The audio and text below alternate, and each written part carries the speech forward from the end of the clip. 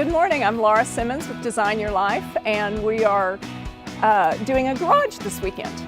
I spoke with the clients over the last couple of days, and we've got some changes that need to be made, some improvements that need to be made. Their life has changed, the amount of stuff has grown, and they need to divest themselves of some of it so that they can design their lives now. So the first thing we do is I meet with them in their home, walk through the, in this case, garage space, talk about what works, what doesn't work, what their vision is for the way they would like for it to work, and then go through and figure out the things that are not needed, the things that are needed, and make sure that the space works for what they've got now. These are tubs that we're going to put on the shelves so that you've got a more continuous look. When I walked through yesterday with them, we talked about how we wanted it to work, and I measured off some spaces. There's some areas that we needed more shelving and more tubs and that sort of thing. So I brought those with me today so that we can do a seamless organization of the garage. Good. Straighten it out now. So we arrived just a few minutes ago. We backed our trailer into the space. We're going to put all the donation things on it. We've got a dumpster in place, so that's where all of our trash things will go, or anything we need to get rid of.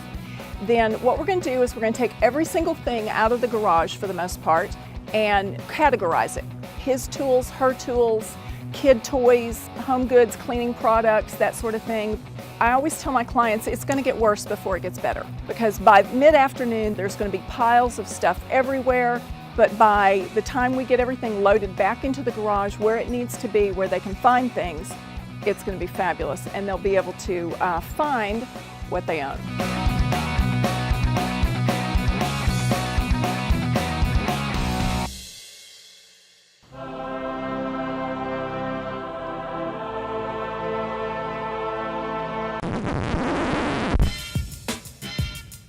Okay, so this is the worst before it gets better part, okay?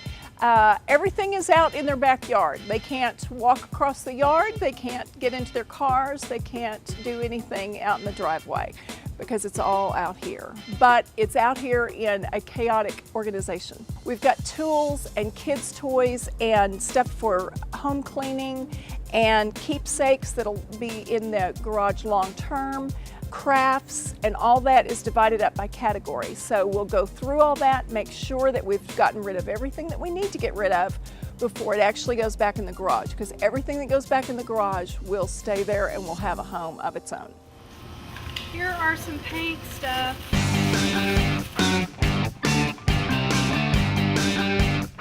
We've got a few things left in here, but things that are going to go in those specific areas. We've been doing some purging and sorting already.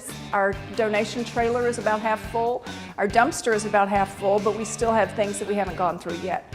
So our next step is to go through the items that are still out on the driveway that we've not gone through as we pulled them out. Everything is divided by category, so they'll go through a category and we'll start putting the categories back into the garage, and then everything will go back in.